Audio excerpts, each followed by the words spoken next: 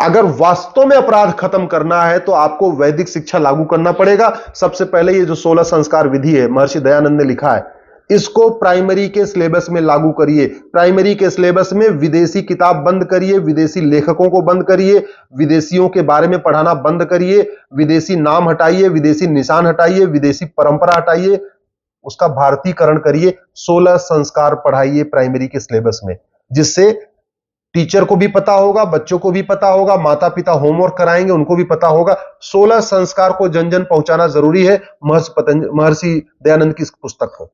दूसरा, अगर आपको अपराध खत्म करना है, महर्षि दयानंद सरस्वती ने सत्यार्थ प्रकाश लिखा है, इसको प्राइमरी के सिलेबस में डालिए। सत्यार्थ प्रकाश पढ़ेगा बच्चा, उसका दिमाग ठीक होगा, मन शांत होगा। ओम, आप सभी को सादर प्रणाम। आइए अपनी कक्षा को आरंभ करते हैं। परमपिता परमात्मा की महती अनुकंपा से हम सभी को एक उत्तम ग्रंथ पढ़ने का सौभाग्य प्राप्त हो रहा है। अपने आप को सजग, एकाग्र, विषय को जानने के प्रति जिज्ञासा भाव आदि स्थितियों को संपादित करते हुए मंत्रोच्चारण करें।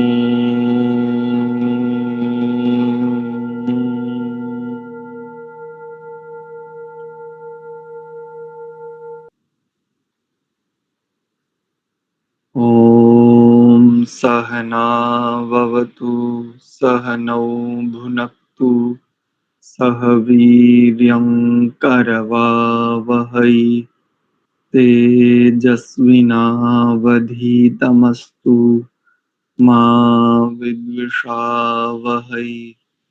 ॐ शान्ति शान्ति शान्तिः।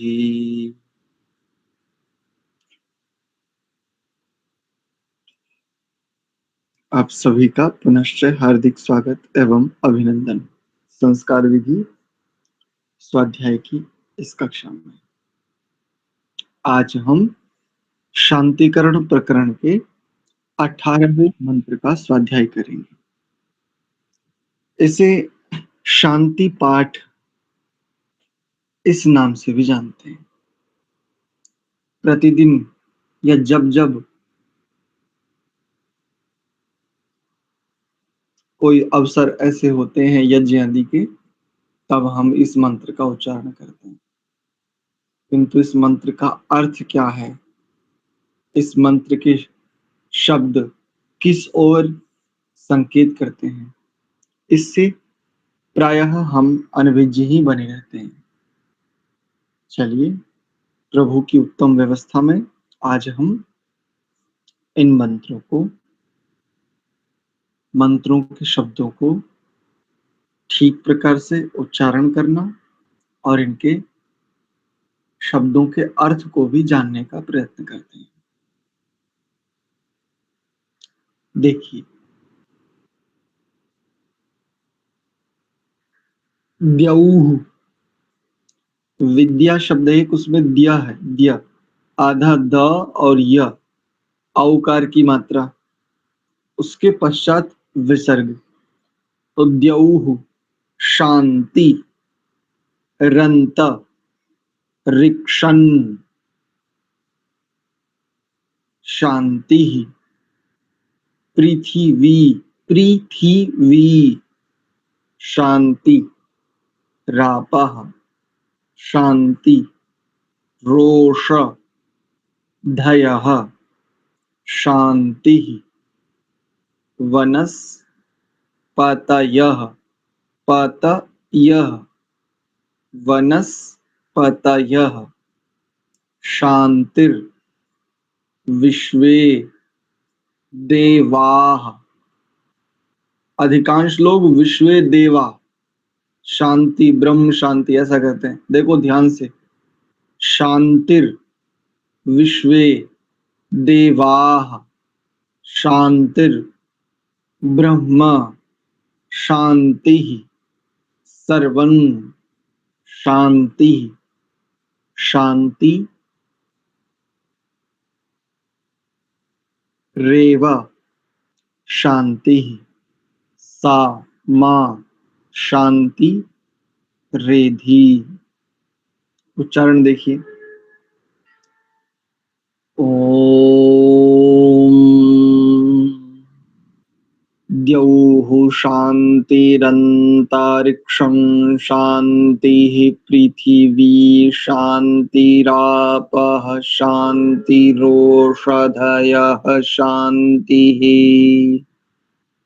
वनस्पतयः शान्तिर्विश्वे देवाः शान्तिर्ब्रह्म शान्तिः, सर्वं शान्तिः शान्तिरेव शान्तिः, सा मा शान्तिरेधि।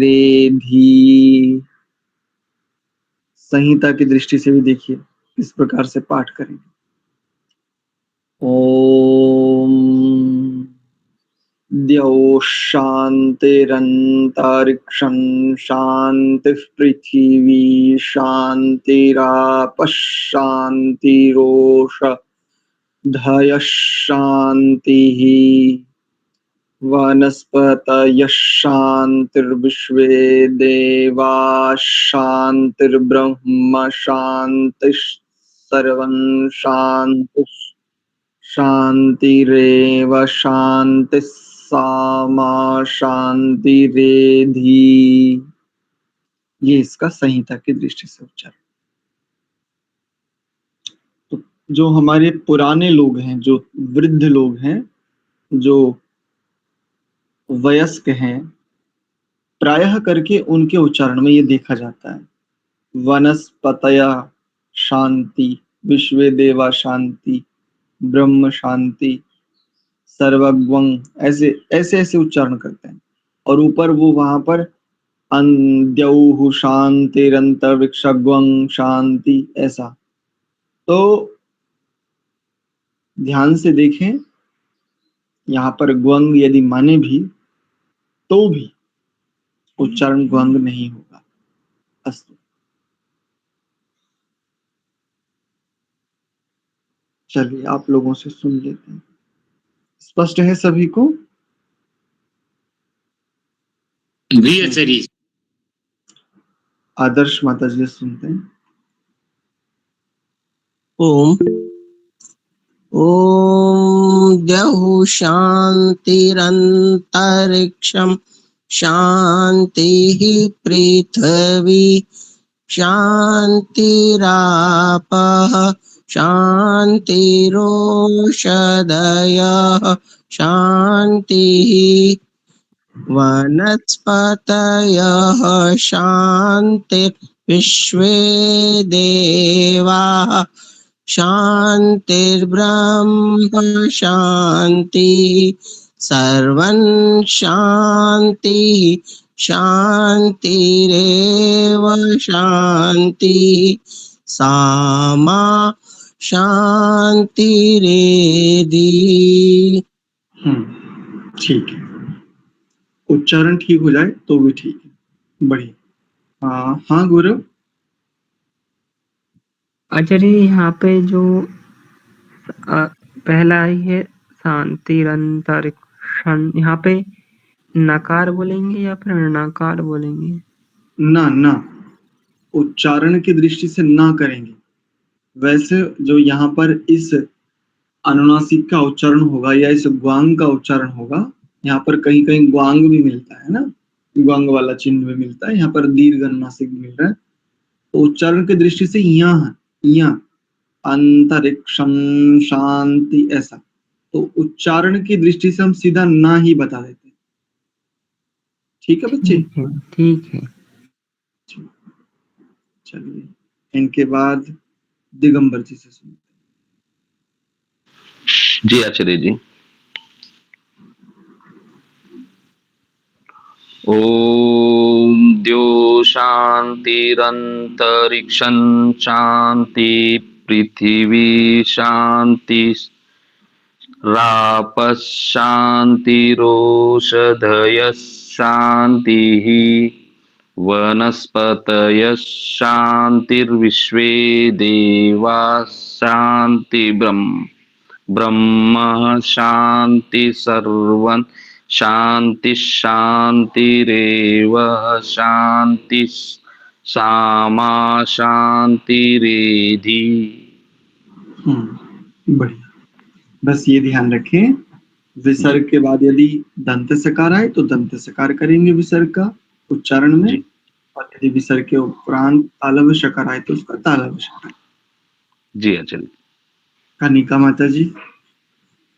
हाँ जी। ओम द्यौ शांतिरंतरिक्षं शांतिः पृथिवी शांतिरापः शांतिरोषधयः शांतिः वनस्पतयः शांतिर्विश्वे देवा शांतिर्ब्रह्म शांति सर्वं शांति शांतिरेव शांति सामा शांतिरेधि। बहुत बढ़िया, बहुत अच्छा प्रयास, बहुत सुंदर। एक चीज और देखो बस, दोनों दिगंबर जी भी और कनिका माता जी, जब आप आरंभ करते हैं ना द्यौः शांति अंतरिक्षं शांतिः, तो यहाँ पर भी विसर्ग को क्या करेंगे? द्यौ शांतिरंतरिक्षं शांतिः पृथ्वी, इस प्रकार से। ठीक है जी? ठीक है, धन्यवाद जी। जी मांगे राम जी। ओम द्यौः शांतिरंतरिक्षं शांतिः पृथिवी शांतिरापः शांतिरोषधयः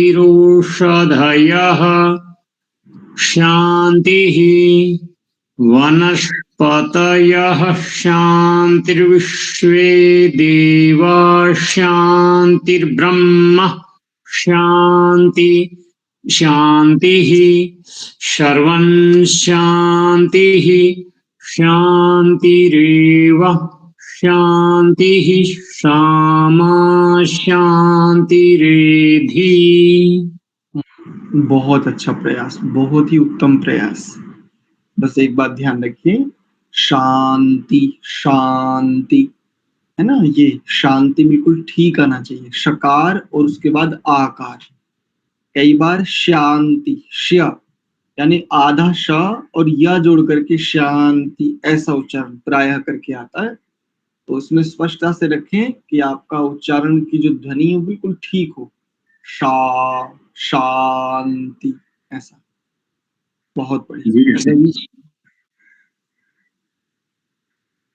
रवि प्रकाश जी। जी आचार्य।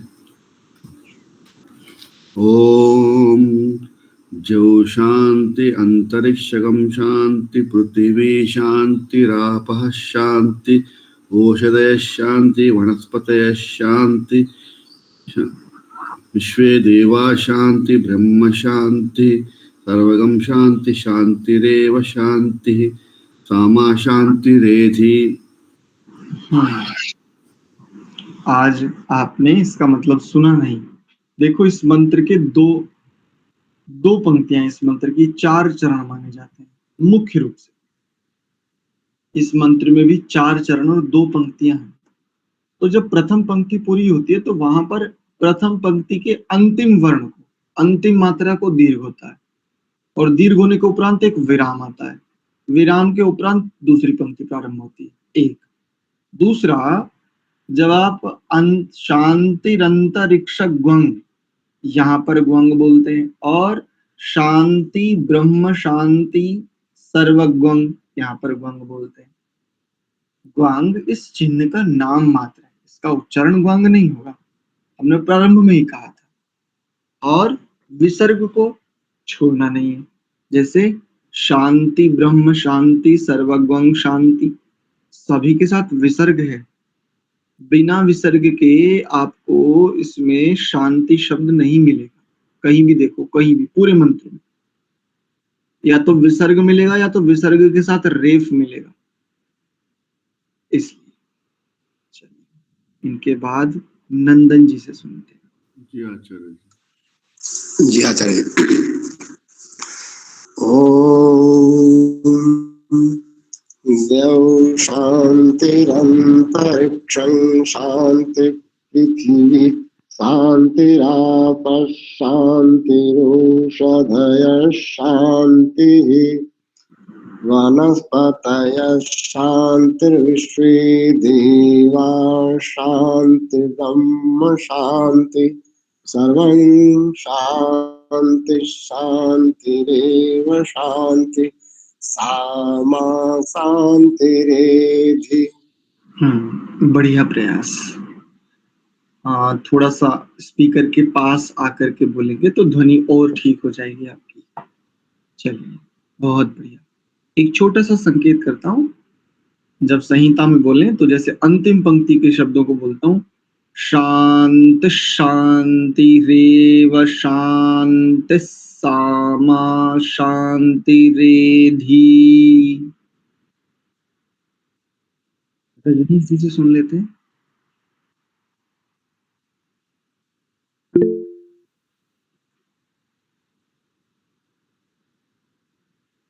जी रवि जी। आचार्य जी, ये शांति रिधि है या रिधि है, ये का ई क्या मात्रा है, इसको रेधि बोलते हैं। हाँ, शांति रेधि, शांति ही एधि, पदच्छेद करेंगे तो ऐसा होता है। तो संहिता में शांति रेधि ऐसा है। जी, शांति रेधि। ठीक है, रजनीश जी। एसपी सिंह जी। ओम नमस्ते जी। हाँ मैं बोलूँ जौ शांतिरंतरिक्षं शांति पृथिवी शांतिरापः शांति औषधयः शांतिः वनस्पतयः शांतिर्विश्वे देवा शांतिर्ब्रह्म शांति सर्वं शांति शांतिरेव शांति सामा शांतिरेधि। बहुत बढ़िया, बहुत ही उत्तम प्रयास।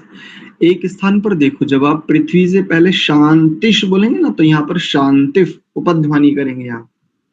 शांतिफ पृथ्वी शांतिफ पृथ्वी शांति पृथ्वी। अब ठीक है, चलिए दीप्तिका माता जी। जी। ओम द्यो शांतिरंतरिक्षं शांति पृथिवी शांतिरापः शांतिरोषधयः शांतिः वनस्पतयः शांति विश्वे देवाः शांतिर्ब्रह्म शांति सर्वं शांति शांतिरेव शांति सामा शांतिरेधि। बढ़िया, लंबा अभ्यास है पिछले उच्चारण का, लेकिन फिर भी प्रयास अच्छा है। और देखो, जब आप द्यौः शांतिरंतरिक्षं शांति पृथ्वी ऐसा करेंगे, शांति पृथ्वी। ठीक है जी। शान्तिः पृथिवी। अब ठीक है, जहां पर भी विसर्ग है, विसर्ग का विसर्ग, रेफ को रेफ, सभी स्थानों पर उच्चारण करेंगे। हाँ, जी इनके बाद रजनीश जी से सुन लेते हैं। जी रजनीश जी, आप बोलिए। हाँ जी। ओम देव शांति अंतरिक्षम शांति पृथ्वी शांतिरापः शांतिरोषधया शांतिः वनस्पतयः शांतिर्विश्वे देवा शांतिर्ब्रह्म शांतिः सर्वं शांतिः शांतिरेव शांतिः सामा शांतिरेधि। अच्छा प्रयास, बहुत बढ़िया। विसर्ग आदि का थोड़ा और ध्यान रखेंगे तो और ठीक हो जाएगा उच्चारण। अनुपमा जी।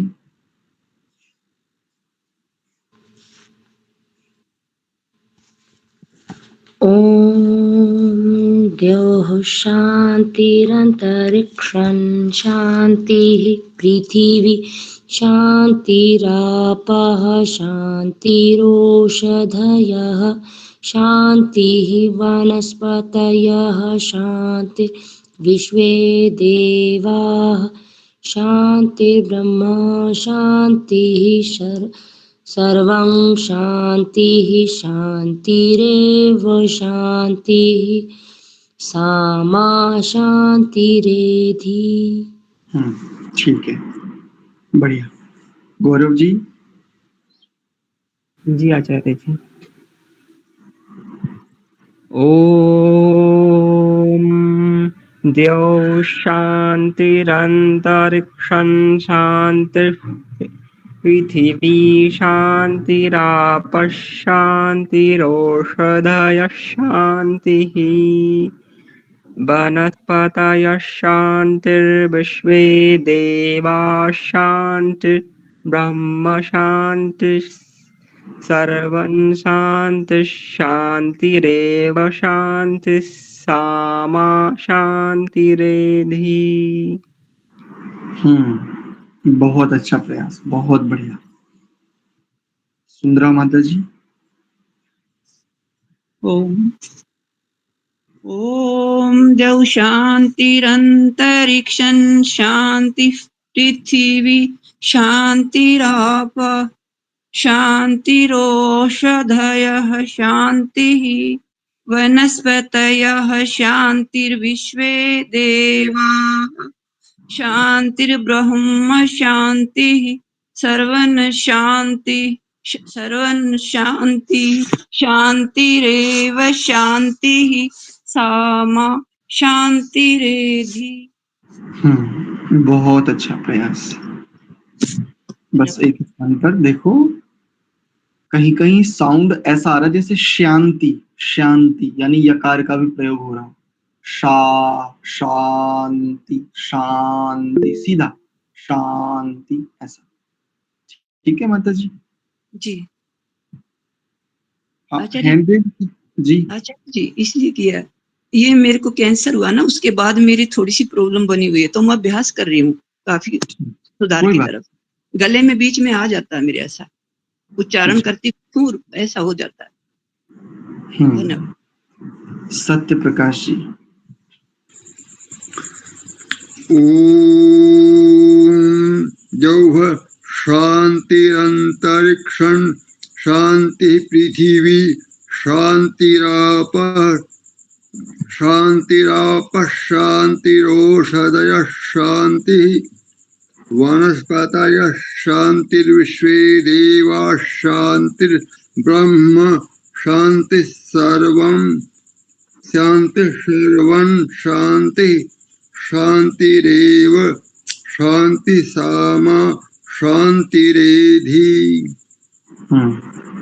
बढ़िया, बहुत अच्छा प्रयास। देखो हो जाती है अभ्यास का। एक बात का और ध्यान रखिए, मैं आपके मूल स्वभाव को नहीं बिगाड़ना चाहता। यदि आपको विसर्ग का उच्चारण विसर्ग ही करने में अनुकूलता है तो आप वही रखिए। ठीक मैं है, केवल गुरु। जानकारी की दृष्टि से दोनों उच्चारण आपके समक्ष रखता हूँ। समाज में जिस प्रकार से आप सहज रहें, समाज में विद्वत्ता प्रदर्शित नहीं करते। विद्वत्ता तो कहीं भी प्रदर्शित करने की है ही नहीं। विद्वत्ता जीने की स्थिति, विद्वत्ता को जिया जाता है, प्रदर्शित नहीं करना, एक बात। दूसरा, जिस उच्चारण के साथ, जिस स्थिति के साथ आप समाज में अत्यधिक सहज बने रहेंगे, वही स्थिति सर्वोत्तम है। केवल संज्ञान में रहे, कम से कम बोध रहे, जब कभी वेद पाठी का वेद पाठ सुने तो आपको स्पष्टता रहे कि इसने यहाँ पर क्यों किया ऐसा। बस बड़े बड़े महायज्ञों में जिनको बड़े वर्तमान में एक प्रचलन है, क्या कहते हैं उसको, पारायण। पारायण। हाँ, तो जो पारायण है उसमें जब आप वेद पाठियों को उच्चारण करते हो उस समय तो कोई संशय में ना आए। बस संहिता की दृष्टि से जो उच्चारण साझा किया जाता है वो इस दृष्टि से किया जाता है। बस ठीक है। तो अपना उच्चारण, क्योंकि मैं स्वयं बताऊं आपको, समाज में जाऊंगा ना तो मैं द्यौ शांतिरंतरिक्षं शांति पृथ्वी ये नहीं करूंगा। मैं अपने लिए बता रहा हूं, मैं बिल्कुल करूंगा ही नहीं, क्योंकि जिस विधा के साथ, जिस स्थिति के साथ जनमानस जुड़ भी ही नहीं पाएगा, जुड़ ही नहीं पा रहा है, उस विद्वत्ता का कोई लाभ नहीं है। जिसके साथ सामान्य जनमानस भी जुड़ सके, ऐसी सरलता होनी चाहिए, चाहे वो उच्चारण हो, चाहे वो व्याख्या हो, चाहे वो उद्बोधन हो, चाहे वो प्रवचन हो। अस्तु, चलिए इसके भाष्य पर विचार करते हैं। बड़ा ही सुंदर मंत्र है और बड़ी उत्तम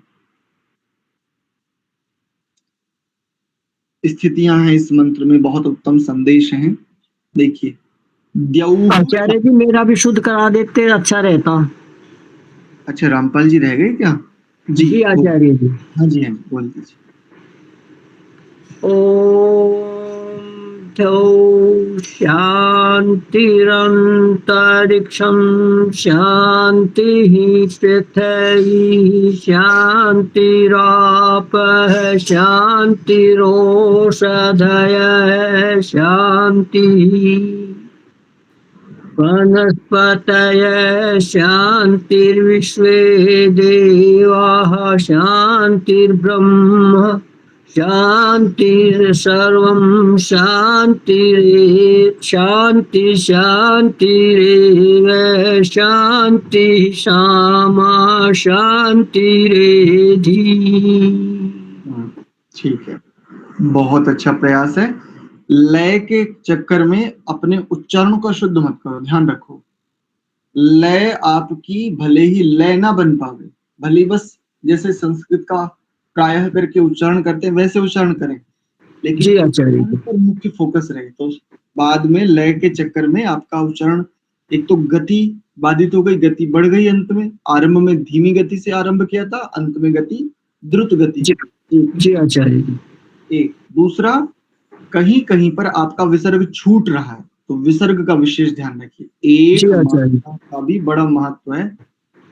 जी आचार्य। कल वर्णोच्चारण शिक्षा में एक प्रकरण चल रहा था, किस लिए इनका उपदेश किया जाता, तो वहां पर एक अक्षर है, केवल एक अक्षर, और वो एक अक्षर पूरा पद है। वहां अक्षर है च, च ब्रह्म वर्तते, ऐसा है। जी आचार्य जी। तो वो च एक पूरा पद है, और एक ये पूरा पद होने, एक अक्षर दिख रहा है हमें, लेकिन पूरा पद है, क्योंकि ये ब्रह्म शब्द के दो अर्थों को प्रकट कर रहा है। तो एक मात्रा भी बहुत गंभीर स्थिति को बताती है। अस्तु, देखिए, द्यौः शांति, दोह नहीं करेंगे, द्योह नहीं करेंगे। ध्यान रखिए, कई लोगों का उच्चारण, जैसे अनुपमा जी का और कई लोगों का उच्चारण द्योह ऐसा है। द्योह नहीं, औ है, औ। एक मात्रा होती ओ होता, जैसे ओम, इसमें ओ है, तो यहाँ पर अभी यदि ऐसा होता तो द्योः शांति ऐसा करते, किंतु औ है, औ, तो द्यौः शांति ही, द्युलोक शांति देने वाला, अंतरिक्षम शांति ही, अंतरिक्षम शांति, और जो मध्यवर्ती आकाश लोक हैं वह शांति देने वाला हूं।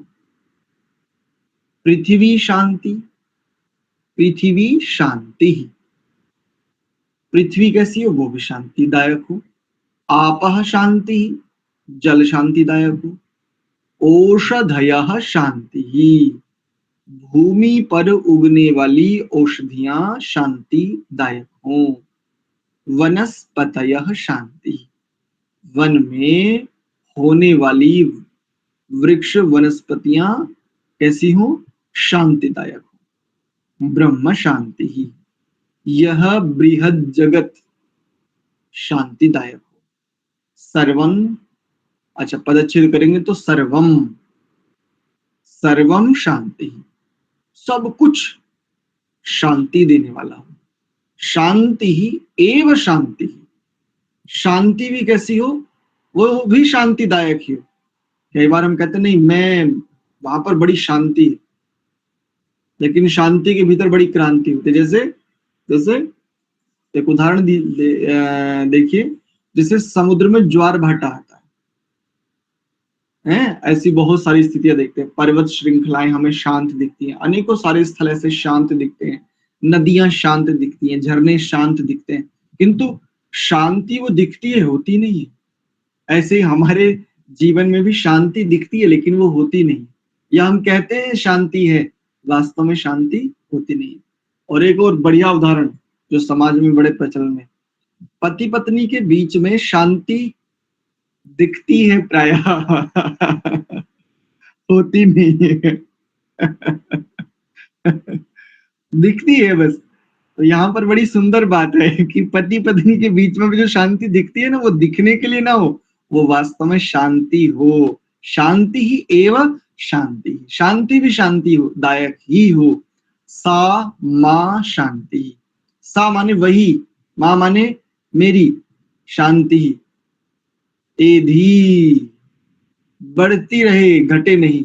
वैसी ही जो शांति है वह मेरी भी शांति कैसी रहे, प्रतिदिन बढ़ती रहे, घटे ना। देखो कितना सरल मंत्र है लेकिन कितनी गंभीर बातों को कहता है। तात्पर्य किसी एक का समझ लीजिए, एक का बस, किसी का भी एक का,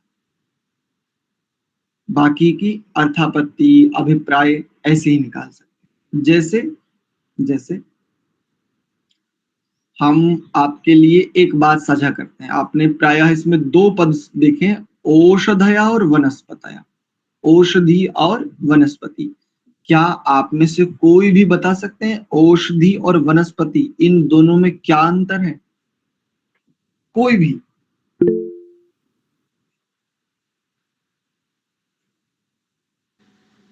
आचार्य जी, औषधि में तो आवे केवल औषधि ही, और वनस्पति में सारी वनस्पति आ जाओ जो विश्व भर की है। जी आचार्य जी। हाँ जी आचार्य जी, जो पेड़ पौधे हैं जिनके फूल और फल पकने के बाद जो सूख जाते हैं जो पौधे, उनको वनस्पति कहते हैं। जैसे गेहूं, जौ, चना, ज्वार, बाजरा आदि। जी, मेरी उसके अनुसार जी। हाँ, प्रयास अच्छा है जी। सोमाराम जी।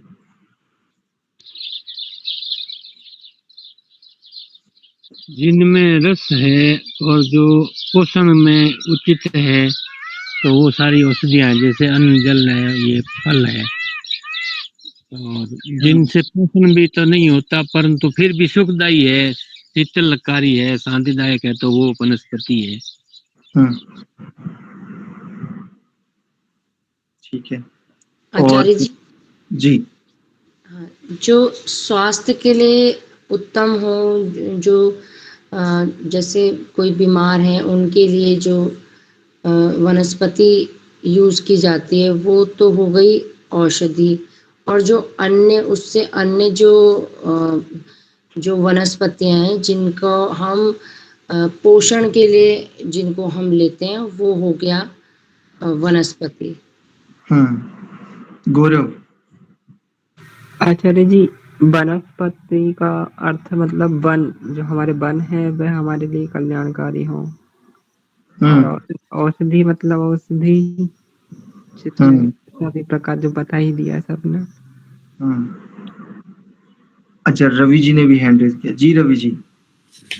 आचार्य जी, उदाहरण दे सकता हूँ। जैसे आम का पेड़ है और जामुन का है, वो वनस्पति में आएंगे क्योंकि वो बार बार आते रहते हैं फल। ठीक है। गेहूं अनाज जो उगता है वो एक ही बार आता है, उसको औषधि बोलते हैं। हाँ, बहुत सुंदर, ये मूल बात है। सुंदरा माता जी ने प्रयास किया लेकिन उन्होंने उल्टा कर दिया। बिल्कुल यही बात है। अब नोट कर लो ध्यान से, जीवन भर याद रखना।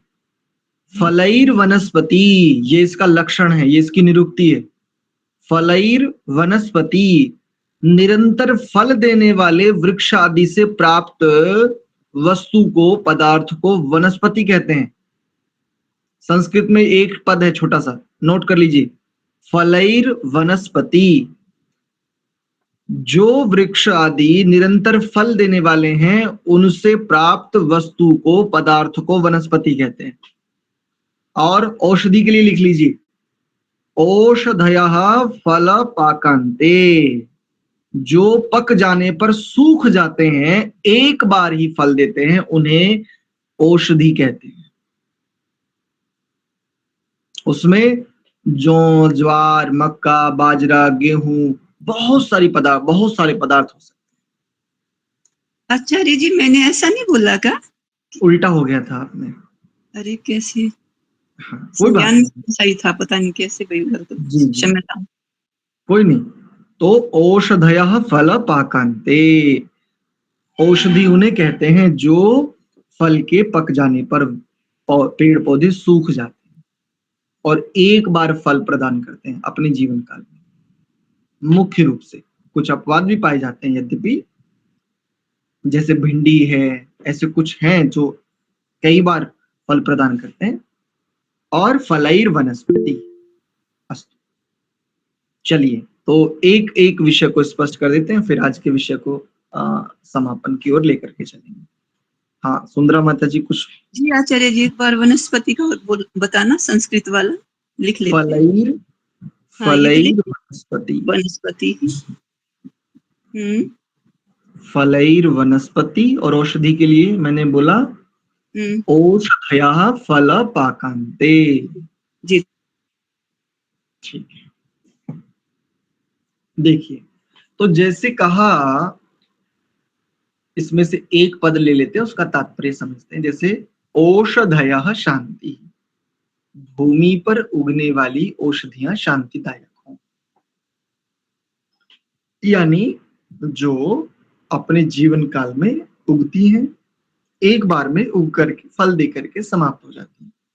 जैसे ऋतुओं में, प्रत्येक ऋतु में आने वाली अलग अलग औषधियां, अनेकों प्रकार की ऐसी औषधियां जिनसे हम रोगों की चिकित्सा भी करते हैं, और फल तो नहीं देती भाई। अगर फलैर वनस्पति ऐसा देखें, या जो एक बार फल देने पर, पकने पर सूख जाती हैं, अगर ऐसा देखें तो फल तो नहीं देती, लेकिन हाँ सूख अवश्य जाती हैं। ये हमने देखा है, कई सारी ऐसी औषधियां जो एक बार वर्षा ऋतु में अलग तरह से उगेंगी, बहुत सारी चीजें हैं। लेकिन गंभीरता, गहनता से देखें तो लगभग प्रत्येक उस औषधि के बीज आपको जरूर मिल जाएंगे। जरूर, कुछ बीज बीज के रूप में होते हैं, कुछ बीज उसकी जड़ के रूप में होते हैं, कुछ तने के रूप में भी होते हैं। जैसे पत्थर चट्टा, पत्थर चट्टा का कोई बीज नहीं होता, लेकिन उसके पत्ते ही उसका बीज हैं। ऐसे ही बहुत सारी औषधियों को आप देख सकते हैं। तो इसमें जो कहा औषधयः शांति, औषधियां शांति देने वाली हैं, तात्पर्य क्या, अभिप्राय क्या है, इसको समझ लेते हैं। आवश्यकता के अनुसार संसार में प्राकृतिक रूप से उगने वाले प्रत्येक पदार्थ का उपभोग निश्चित रूप से सुख को बढ़ाने वाला है। कोई भी पदार्थ हो, कोई भी। कई लोग कहते हैं जी आर्य समाजी लहसुन तो खा ही नहीं सकता। नहीं नहीं, मैं पक्का आर्य समाजी हूं, प्याज नहीं खाता। मतलब आर्य समाजी होने का अर्थ लहसुन और प्याज ना खाना है। मैं लाल मिर्च छू ही नहीं सकता। बोले क्यों? बोले वो बड़ी राक्षसी स्वभाव की है। ऐसी बहुत सारी बातें चलती हैं समाज में। प्रत्येक वस्तु पदार्थ यदि उसका सीमित मात्रा में औषधि के समान प्रयोग किया जावे, सदुपयोग किया जावे, तो वात, पित्त और कफ त्रिदोष सम रहते हैं। और जिसके त्रिदोष सम है वही व्यक्ति को स्वस्थ व्यक्ति कहा जाता है, उसी व्यक्ति को निरोगी व्यक्ति कहा जाता है। समदोषः समाग्निश्च समधातु मलः क्रिया प्रसन्नात्मेन्द्रिय मनः स्वस्थित्यभिधीयते। देखो कितनी बढ़िया बात कहते हैं। जिसके त्रिदोष सम है, जिसकी अग्नि असम है, जिसके मल क्रिया एकदम व्यवस्थित है, इत्यादि। तो जो भी उगने वाला पदार्थ जिसको औषधि रूप में हम स्वीकार करते हैं, प्रत्येक पदार्थ का एक निश्चित, एक सीमित मात्रा में समय समय पर उपभोग करना, ये निश्चित रूप से शांति को देने वाला होगा, शमनकारी होगा। शांति के समान एक और शब्द लीजिए, शमन। औषधि की दृष्टि से बता रहा हूं। अब औषधियां तो हैं ही शांति देने वाली, लेकिन अधिक सेवन औषधियों का अशांति देने वाला होता है। एक बड़ी खतरनाक बात बोलता हूं प्रायः करके, जिसको आप दारू बोलते हो ना, दारू, ये भी शांति देने वाली है। सत्य कह रहा हूं। वास्तव में जो दारू है ना, ये एक अरिष्ट, इसका नाम अरिष्ट कह सकते हैं, इसे आसव कह सकते हैं। रस तो नहीं है ये ना रस है, ना ये कषाय है, ना ये काढ़ा है, ये फोंट नहीं है ना, इसे आसव कह सकते हैं। और प्राचीन काल में इस मद्य को आसव ही कहते थे। मद्य संस्कृत में और आसव, ये दो नाम इसके प्रचलित थे। वर्तमान में दारू, शराब आदि ऐसे कई नामों से प्रचलित है। अगर इसकी सीमित मात्रा औषधि के रूप में ली जाती है, निश्चित रूप से बहुत लाभकारी, बहुत लाभकारी। एक उदाहरण देता हूं। अच्छा, मेरी बातों को, सब बातों को मानना आवश्यक नहीं है, ध्यान रखना। मैं बहुत सारी बातें जानकारी की दृष्टि से कहता हूं, और जो कहता हूं वो बिल्कुल ठीक कहता हूं, ये बात आवश्यक। उसमें तनिक भी मुझे कोई आग्रह नहीं है। जो बातें हैं वो मेरा अध्ययन है, अवलोकन है, ऑब्जर्वेशन है, वो सब के बाद में कहता हूं। एक उदाहरण के लिए कहता हूं। पिछले दिनों एक युवक से मिलना हुआ, तो मैंने बात साझा की थी। राजस्थान में गए थे, तो राजस्थान में एक युवक से बात हुई। नाते की दृष्टि से वो यानी देवी जी के भाई लगते हैं, उनकी मौसी के बेटे। उनसे कुछ बात हुई थी, तो उन्होंने कहा कि मैं ऐसे ऐसे पीता हूं। मैंने उनके साथ एक बात साझा की कि पियो तो कुछ बढ़िया, कुछ बड़ा सोचो। ये क्या कुछ भी बैठ करके पी लिया ऐसा वैसा। ये बात केवल मैंने उनको मोटिवेट करने के लिए ही नहीं कही थी। वास्तव में अगर कोई इस आसव का प्रयोग करता है, इससे शरीर के दोषों की बहुत प्रकार से निवृत्ति भी होती है। मैं जिस परंपरा में मुझे देह प्राप्त है, मैं उस परंपरा की एक बात साझा करता हूं। मेरी नानी, जब किसी भी स्त्री को प्रसव होता था, यानी शिशु का जन्म होता था, उसके बाद उस जच्चा को, उस प्रसूता स्त्री को, मेरी नानी, मुझे कभी पता नहीं चला, लेकिन ये मुझे बोध है, ये मुझे अच्छे से मैंने देखा कई बार। मेरी माँ ने भी कई लोगों के साथ, कई यानी अपनी भतीज बहू बोलते हैं उसे, संभवतः भतीजे की बहू को भतीज बहू, उनके साथ जब किया तो तब भी मैंने ये देखा।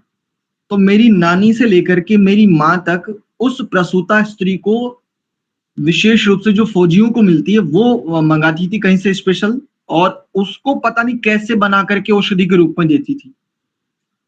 तो बचपन में तो पूछते तो माँ मारती थी, कभी नहीं बताती थी। लेकिन जब थोड़े बड़े हुए, अब हमने पूछा माँ से एक दिन, मैंने कहा माँ सच सच बताओ इसके पीछे का कारण क्या है। तो माँ ने बहुत स्पष्टता से नहीं कहा, वो संक्षेप में एक बात कही। बोले शिशु के जन्म के बाद जिसको ये चाह हो ना कि मैं फिर से वैसी ही रहूं जैसे शिशु के जन्म से पूर्व थी, अर्थात देह आदि फैल जाता है, गर्भाशय, यूट्रस आदि, ये बहुत सारी स्थितियां ऐसी हो जाती हैं, बहुत अलग सी, मांस लटकने लगता है, ऐसी बहुत सारी स्थितियां। तो माँ ने संक्षेप में बताया कि बेटा ये एक ऐसा सम्मिश्रण है, ये एक ऐसा रसायन है जो मुझे मेरी माँ से प्राप्त है। इस आधार पर मैं कह रहा हूं कि शराब भी, मद्य जिसे आप कहते हो, जिसे आप आसव शब्द से भी जानते हो, ये भी यदि उचित रीति से रसायन के आधार पर तैयार करके लिया जाए, विशेष अन्य प्रकार के पदार्थों के साथ इसका प्रयोग किया जाए, तो ये भी शांति देने वाला होता है। और सामान्य की घटना जिनको मैंने भी देखा है, बहुत सारे ऐसे बढ़िया यानी धनवान लोगों को मैं जानता हूं, कुछ अंग्रेजों को भी जानता हूं, 2-4 लोगों को जो शराब का सेवन करते हैं। सामान्य नहीं पीते वो, कहीं से भी कच्ची ले आए, देसी ठर्रा ले आए, ऐसा नहीं, वो ब्रांड लेकर के आते, बढ़िया ब्रांड लेकर के आते। और उनकी मात्रा कितनी होती है, जैसे हम कहें, जैसे एक इंजेक्शन होता है ना, एक सिरिंज होती है, इतनी मात्रा होती है। अच्छा, उसका सेवन वो कैसे करते हैं? आराम से बैठ करके काजू, है ना, ये सब चीजें यानी ड्राई फ्रूट्स और उसके बाद फ्रूट्स, इसके साथ उसका एक कॉम्बिनेशन बनाते हैं। कॉम्बिनेशन में भी क्या होता है, मैं यानी फल काटेंगे तो उसके ऊपर काली मिर्च और ऐसे कई सारे पदार्थ डालते हैं। शुरू में देख करके मैं हैरान था कि ये क्या है। पनीर खाया जाता है, पनीर को रोस्ट किया जाता है, उसके ऊपर अनेकों प्रकार की चीजें, काली मिर्च, थोड़ा सा लाल मिर्च, इन सबका पाउडर बना करके उसके ऊपर ऐसे ऐसे छींटा दिया जाता है, यानी एक भावना जैसा। उसके बाद वो सेवन करते हैं। ये मैंने अपने जीवन में भी उनको देख करके अनुभव किया है कि हमारे सामान्य व्यक्तियों के जीवन में जितने रोग, जितनी समस्याएं हैं, हमसे बहुत कम उनके जीवन में रोग और समस्याएं, जबकि शरीर का धर्म है जैसे जैसे ऋतु बदलेगी वैसे वैसे शरीर में परिवर्तन होंगे, और शरीर में परिवर्तन होंगे तो कुछ रोग प्रत्येक ऋतु में आना स्वाभाविक है। लेकिन उन लोगों को देखता हूं तो उनके जीवन में ऋतु बदले चाहे जो बदले, पता नहीं, ये तो मैं नहीं कह सकता, मेरा इतना गंभीर अध्ययन नहीं है इस विषय पर, लेकिन पता नहीं इन चीजों के सेवन से उनके त्रिदोष सम रहते हैं, क्या बात है। लेकिन ऋतु बदलने पर भी उनके शरीर में कोई व्याधि मुख्य रूप से आती नहीं है, और आती है तो बिना औषधि के, बिना किसी टैबलेट, किसी इस प्रकार की औषधि सेवन के वो ठीक कर लेते हैं। अस्तु, तो ये एक बात थी कि अभिप्राय समझे, तात्पर्य समझे। मंत्र बड़ा सरल है, बड़ा संदेश देने वाला है। इसी प्रकार से द्यौः जो द्युलोक है, अंतरिक्ष लोक है, जल है, वनस्पतियां हैं, ये शांति देने वाली। और एक बड़ी बात कही इसमें, ब्रह्म, ब्रह्म शब्द के 2 अर्थ किए जाते हैं यहां पर भी, इस दृष्टि से भी। एक तो बृहद जगत को ब्रह्म कहा जाता है, एक समूचे ब्रह्मांड को भी ब्रह्म कहा जाता है, और विद्वत वर्ग के लिए भी ब्रह्म शब्द का प्रयोग किया जाता है, और सृष्टिकर्ता परमात्मा के लिए भी ब्रह्म शब्द का प्रयोग किया जाता है। तो समष्टिगत और व्यष्टिगत 2 प्रकार से ब्रह्म शब्द के अर्थ होते हैं। विद्वत वर्ग को ब्रह्म कहते हैं, जगत को भी ब्रह्म कहते हैं, यानी ये जो सृष्टि है, और समूचे ब्रह्मांड को भी ब्रह्म कहते हैं। चेतन 2 प्रकार से और जड़ 2 प्रकार से। समूचे जगत की ब्रह्म संज्ञा है और समूचे ब्रह्मांड की भी ब्रह्म संज्ञा है। चेतन की दृष्टि से समूचे विद्वत वर्ग को ब्रह्म कहा जाता है और सृष्टिकर्ता परमात्मा को भी ब्रह्म कहा जाता है। तो ये जो ब्रह्म है ये शांतिदायक हो, क्योंकि जब ब्रह्म अशांति देने वाला होता है ना, चहुर त्राहिमाम त्राहिमाम होता है। इसी बात को ऋषि दयानंद ने इसी मंत्र के इस अंश को लेकर के देखो कितनी बढ़िया बात कही। विद्वानों के विरोध से अविद्वानों में विरोध बढ़ अनेक विध दुख की प्रवृत्ति होती है। यही बात है, ऋषि की दृष्टि बड़ी पैनी होती है, बड़ी तीक्ष्ण दृष्टि होती है। इसलिए 2 विद्वानों के मध्य यदि विरोध आता है ना, 2 ब्रह्म के मध्य यदि अशांति आती है, विरोध अशांतिदायक ही है, तो ये इन 2 विद्वानों के बीच विरोध नहीं है, इन 2 विद्वानों के बीच अशांति नहीं है वास्तव में।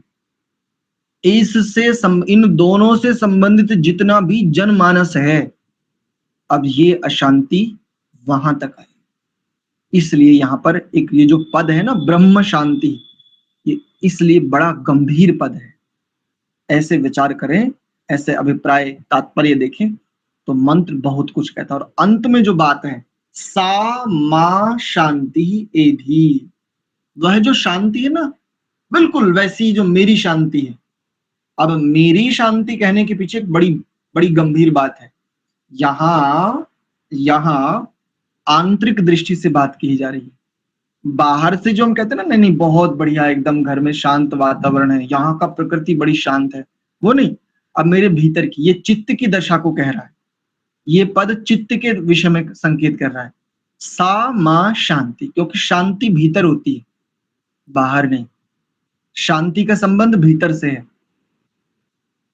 अगर भीतर में शांति होती है तो बाहर के बड़े बड़े तूफान, बड़े बड़े उपद्रव, निष्प्रभावी रहता है व्यक्ति। और भीतर में ही अशांति ना हो तो बाहर चाहे जितनी शांति दिखे, बाहर भी वो अशांति ही देखा जाता है। और चाहूं और देख सकते हो, जो स्वयं अशांत है ना, उसे दूसरों के जीवन में भी अशांति ही दिखेगी। सबसे पहले अगर शांति होगी भी, शांति अगर मान लेते हैं 25% है और अशांति उसके जीवन में 75% है, ये मान भी लेते हैं, तो 25% शांति उसे दिखेगी ही नहीं, उसे 75% अशांति ही दिखेगी। इसको उल्टा कर लीजिए, 75% शांति है लेकिन 25% मात्र अशांति है, तब भी उसे अशांति ही दिखेगी। मान लेते हैं उसके जीवन में 97 गुण हैं, 3 दोष हैं। जिसके अपने जीवन में, जिसका अपना जीवन दोष मुक्त नहीं है, वो दोष ही देखेगा, 3 दोष ही देखेगा। 97 उसको गुण दिखेंगे ही नहीं। ये है सा मा शांति एधि, यानी मैं दूसरों तक वही फॉरवर्ड करता हूं, वही भेजता हूं जो मैं स्वयं जी रहा होता हूं। यदि मैं स्वयं शांत हूं तो स्वाभाविक है मैं जिससे बात करूंगा, मेरा व्यवहार जिसके साथ होगा, वहां तक शांति ही जाएगी। यदि मैं प्रसन्नता में हूं, सामने वाले तक प्रसन्नता ही जाएगी। यदि मैं आह्लाद में हूं, सामने वाले तक आह्लाद ही पहुंचेगा। इसलिए ऋषियों ने एक बड़ी बात कही, आचरण मुख्य है, वाचन नहीं, आचरण, कथन नहीं, व्यवहार। और इस व्यवहार को बताने के लिए देखो कितनी बढ़िया बात कहते हैं, स्वात्मवत, अन्यों के साथ सुख दुख में समान वर्तना, आत्मवत। इसी बात को इस पारिभाषिक पंक्ति से द्योतित करते हैं ऋषि लोग, विद्वान लोग। अस्तु, आशा करता हूं कुछ स्पष्टता हुई होगी। ठीक है, आज के विषय को मेरी ओर से इतना ही रखते हैं। यदि किन्हीं का कोई प्रश्न है तो आप लोग पूछ सकते हैं। जी, कई बार इस मंत्र के बाद 3 बार शांति दी हुई है और कई बार इसके मंत्रों के बाद स्वाहा शब्द भी आता है, इसके लिए मार्गदर्शन हमें। हाँ, स्वाहा शब्द पर पहले बहुत गंभीर बात की थी जब आरंभ ही किया था संस्कार विधि का, जब प्राकथन देख रहे थे। और 3 बार जो शांति है, इस शांति का तात्पर्य त्रिविध दुख की निवृत्ति से है। ठीक है। त्रिविध दुख मूल रूप से संसार में देखें तो दुख बहुत प्रकार के हैं, वैसे बहुत प्रकार के हैं, लेकिन उन दुखों को ऋषियों ने विभाग बना दिए कि इन 3 से बाहर नहीं है। यानी 3 कैटेगरी, यानी कैटेगरियों की सब कैटेगरियां हो सकती है, और सब कैटेगरी में बहुत सारी वैरायटियां हो सकती हैं, बहुत सारे वेरिएंट हो सकते हैं इस आधार पर। तो संसार में 3 प्रकार के दुख मुख्य रूप से हैं, 3 विभाग हैं, 3 डिपार्टमेंट हैं जहां से दुख आते हैं। तो वो आध्यात्मिक दुख, आदि भौतिक दुख और आदि दैविक दुख। तो ये 3 डिपार्टमेंट है जहां से दुख आता है। इसी को महर्षि कपिल कहते हैं, अथ त्रिविध दुख अत्यंत निवृत्ति अत्यंत पुरुषार्थ। तो ये है यहाँ पर 3 बार शांति शांति का अभिप्राय। धन्यवाद रवि जी। आचार्य जी, जी, द्विलोक और अंतरिक्ष लोक में ये भेद मुझे स्पष्ट नहीं है जी। द्युलोक कहते हैं, द्युलोक कहते हैं जहां पर सूर्य आदि विद्यमान है। सूर्य आदि जहां विद्यमान और सूर्य से ऊपर की जितनी स्थितियां हैं उसे द्युलोक कहते हैं। और अंतरिक्ष किसे कहते हैं? जो मध्य भाग है, जो सूर्य और पृथ्वी के मध्य भाग है, जो चंद्रमा और पृथ्वी के मध्य का भाग है, जो हमारे नवग्रह कहे जाते हैं ना, ये बुध बृहस्पति शुक्र शनि इत्यादि, इनके और पृथ्वी के जो मध्य भाग है ना, इसको कहेंगे अंतरिक्ष। और जो सूर्य जहां पर विद्यमान है, जहां पर शनि बृहस्पति आदि विद्यमान है, उसको और उससे ऊपर के भाग को उसे कहेंगे द्युलोक। ठीक है रवि जी? जी, यानी सूर्य के बाद वाला द्विलोक हो जाएगा। नहीं, वो अब स्वयं से समझिए, वो स्वयं से समझिए। सूर्य जहां पर स्थित है वो, और सूर्य के ऊपर का जो भाग है, यानी उसके ऊपर की जो स्थिति, उसे द्युलोक कहते हैं। द्यु जैसे जैसे मनुष्य देह में मस्तिष्क, जहां पर हम शिखा रखते हैं, तो शिखा जो है ना वो द्युलोक संकेतित करती है। शिखा केवल विद्या का चिन्ह नहीं है। ये अगर मतलब देखो, एक विचार केवल साझा कर रहा हूं, यदि इस मंत्र को शरीर परक व्याख्या करूं ना, बहुत बहुत गजब का विज्ञान समझ में आएगा, बहुत गजब का, बहुत गजब का। संकेत केवल कर रहा हूं, यहां पर जो द्योह शब्द है ना, ये आपकी शिखा को द्योतित कर रहा है, बस ये समझ लीजिए। तो शरीर में जो शिखा, जो सबसे शीर्ष स्थान पर है, तो सबसे शीर्ष स्थान को द्योह कहते हैं। ठीक है जी? चलिए आचार्य जी, जो बीच में चंद्रमा और पृथ्वी के बीच में अंतरिक्ष। हाँ जी, सत्य प्रकाश जी। धन्यवाद गुरु जी। ये सब तत्व तो जो है ना, ये तो प्राकृतिक रूप से शांति होते हैं, तो ये शांत होने का क्या अर्थ हुआ? हम इनकी तरह शांत रहें, ये अर्थ उचित है या उचित है? ये तो सारे जड़ हैं, ये जड़ तो सारे शांत रहते हैं, इनमें क्या उत्पात हो सकता है? नहीं रहते, नहीं रहते, नहीं रहते। सभी जड़ पदार्थ कभी भी शांत नहीं रहते। वैशेषिक दर्शन की दृष्टि से देखो, वैशेषिक दर्शन में एक सूत्र आता है, दीक्षा जी प्रायः करके चर्चा करती हैं उसकी, नित्यम परिमंडलम। जो भी नित्य पदार्थ है वो परिमंडलाकार होते हैं, और जिसको आप सृष्टि कह रहे हो, जिसको आप पदार्थ कह रहे हो, वो पदार्थ निरंतर ही गति कर रहे हैं। और गति किस दृष्टि से कर रहे हैं? परिमंडलाकार। और जो गति करने वाले पदार्थ हैं वो शांत कैसे हो सकते हैं? उसका स्वभाव से मेरा अर्थ है, इनका स्वभाव कैसे अशांत हो जाएगा? पृथ्वी कैसे हो जाएगी हमारे लिए दुखदायी? वहां पर आ रहा हूँ, हाँ वहीं आ रहा हूँ, वहीं आ रहा हूँ। विज्ञान की दृष्टि से समझते हैं इसको, इस विज्ञान को थोड़ा सा समझ लेते हैं। इसे फिजिक्स या केमिस्ट्री कह सकते हो, फिजिक्स कह सकते हो अच्छे प्रकार से। तो प्रत्येक पदार्थ गति कर रहा है, परिवर्तन प्रत्येक पदार्थ में देखा जा रहा है। सूक्ष्म से लेकर के स्थूल पर्यंत चले जाइए, जो भी जड़ पदार्थ है, सबसे पहले तो प्रत्येक जड़ पदार्थ गति कर रहा है। इस गति को ही हम परिवर्तन शब्द से कहते हैं। ये जो परिवर्तन है, ये जो इसमें गति दिख रही है, ये गति, ये परिवर्तन हमारे लिए सुख बढ़ाने वाला हो, ना कि दुख बढ़ाने वाला। कैसे? एक उदाहरण से समझ लीजिए, केवल एक उदाहरण से।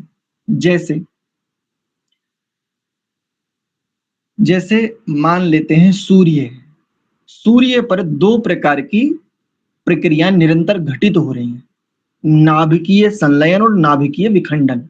ये दो प्रकार की हमने बचपन में पढ़ी थी, विज्ञान के पाठ में हमने, हमारे गुरुजी ने पढ़ाई थी, अभी तक याद है।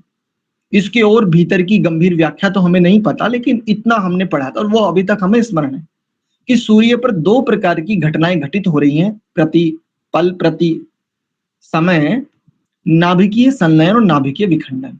इसको सामान्य भाषा में एक बार जब पढ़ा तो कहा कि जैसे यूं समझ लीजिए कि हाइड्रोजन बम एक सेकंड में लाखों करोड़ों की संख्या में हाइड्रोजन बम का जैसे विस्फोट हो, तो इस प्रकार के विस्फोट सूर्य पर हो रहे हैं।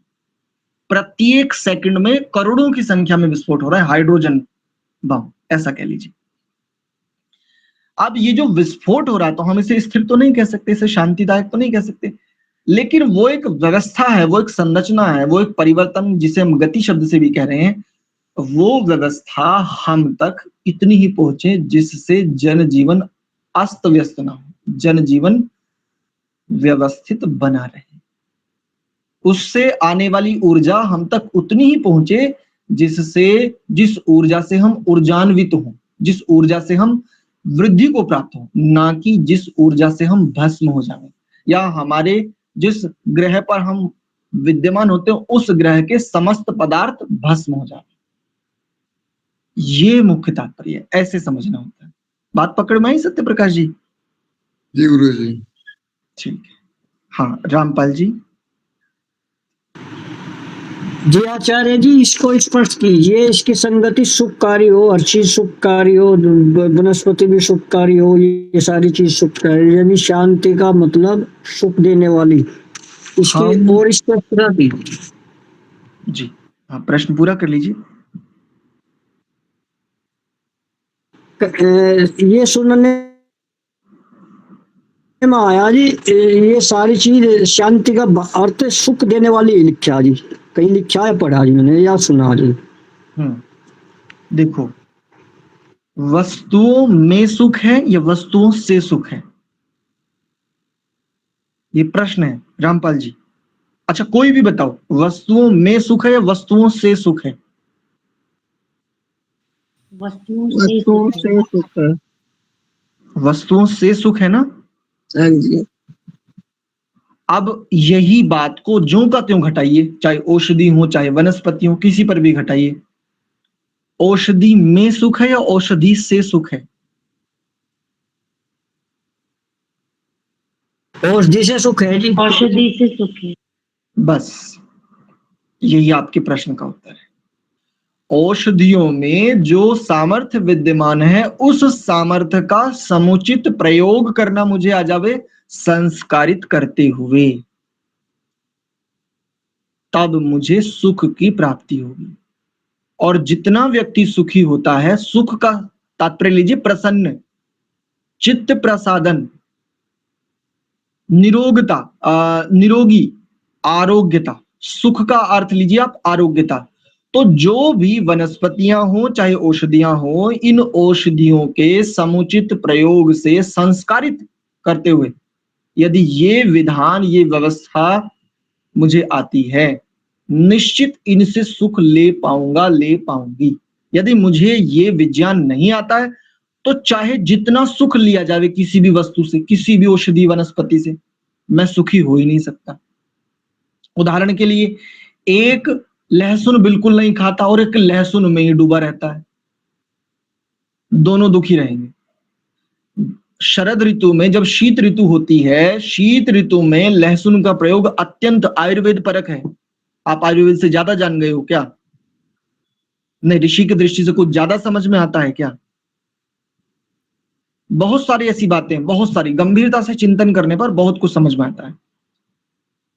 केवल संकेत करते चलता हूं, आयुर्वेद में अलग अलग समस्याओं के निदान के लिए मांस भक्षण का भी विधान मिलता है, स्पष्टतया मिलता है।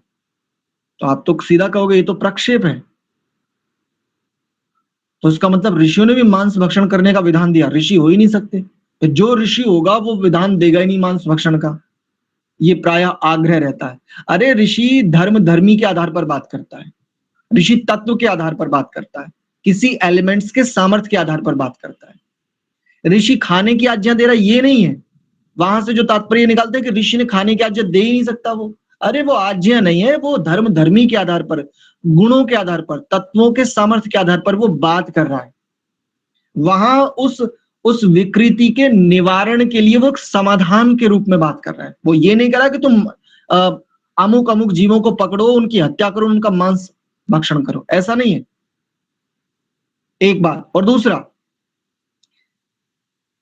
बहुत उत्तम, मान लीजिए आचार्य चाणक्य हैं, आचार्य चाणक्य को मान लेते हैं, उदाहरण के लिए कह रहा हूं, आचार्य चाणक्य की क्या भूमिका आप सब लोग जानते हैं, इसलिए मैंने आचार्य चाणक्य को लिया।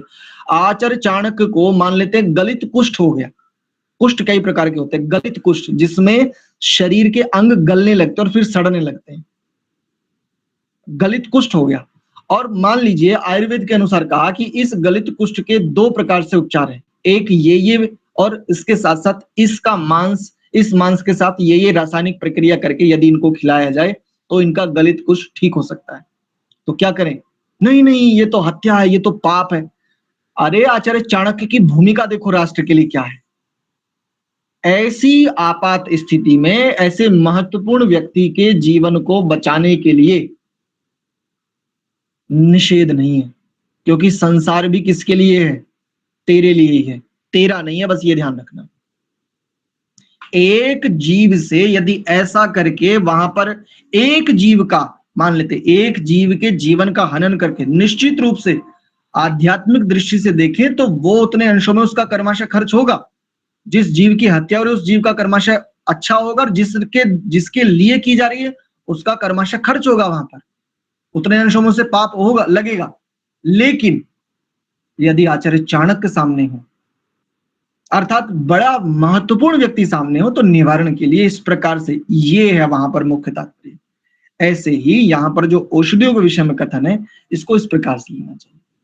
एक लहसुन बिल्कुल नहीं खाता और एक लहसुन में डूबा रहता है। एक लाल मिर्च को छूने से डरता, मेरा आर्य समाजी पना चला जाएगा, मेरी आध्यात्मिक यात्रा बिल्कुल समाप्त हो जाएगी अगर मैंने लाल मिर्च को छू भी लिया। और एक ऐसा है, लाल मिर्च खा खा करके इतना तामसिक हो गया कि एक सामान्य बात नहीं सुन सकता। एक सामान्य बात, बस मोहम्मद का नाम ले लो, केवल नाम लेना बस मोहम्मद का, फिर देखो सर तन से जुदा और तन सर से जुदा। एक इतना अलग स्थिति में आ गया, एक बिल्कुल नहीं खाना चाहता और एक बिल्कुल छोड़ना ही नहीं चाहता। इसको और दूसरे तरीके से ले लो, एक बिल्कुल एक वर्ग ऐसा है जो बिल्कुल कपड़े नहीं पहनना चाहता, और एक वर्ग ऐसा है जो बिल्कुल उसे ढक करके रखना चाहता है, बिल्कुल कैद कर लिया है, आंखों पर भी खिड़कियां लगा ली। तो एक वर्ग ऐसा कपड़े बिल्कुल नहीं छोड़ना, कपड़े रखना ही नहीं चाहता शरीर पे, उसका बस ना चले। और एक ऐसा है कि वो आंखें भी ढक दी हैं बिल्कुल काले त्रिपाल से, तो बिल्कुल ठीक नहीं है। इस प्रकार से हमें इनका अर्थ समझ लेना चाहिए। ठीक है जी, चलिए एसपी सिंह जी ने भी हैंड रेज किया है।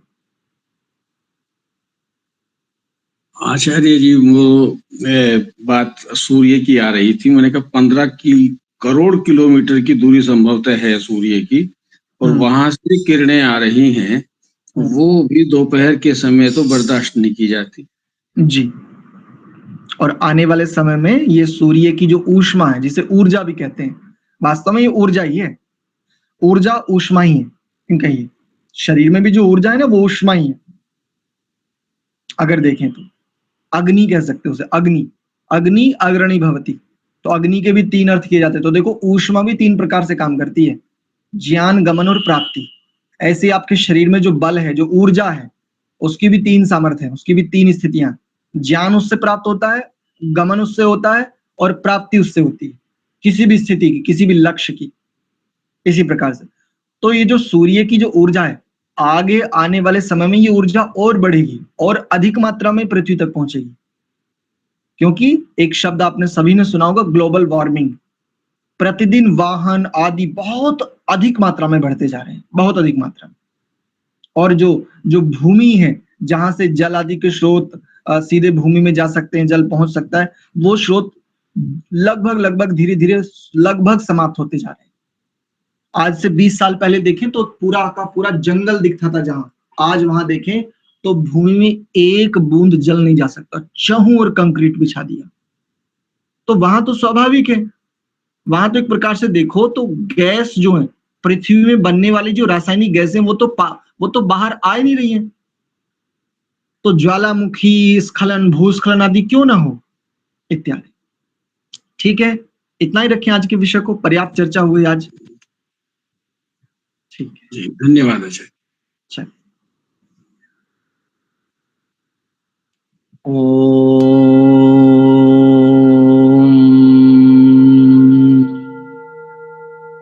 शांति शांति शांति। आप सभी को बहुत बहुत धन्यवाद, सादर प्रणाम।